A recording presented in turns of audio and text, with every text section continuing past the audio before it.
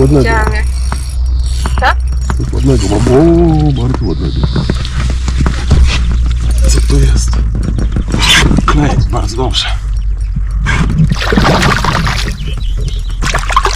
O, jest.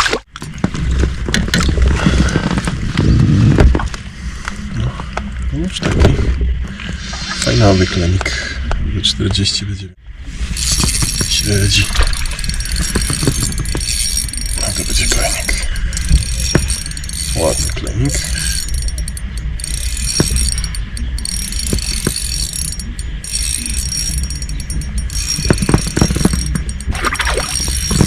No już takie 40 klenik na pewno. Klenik na libre się skusił.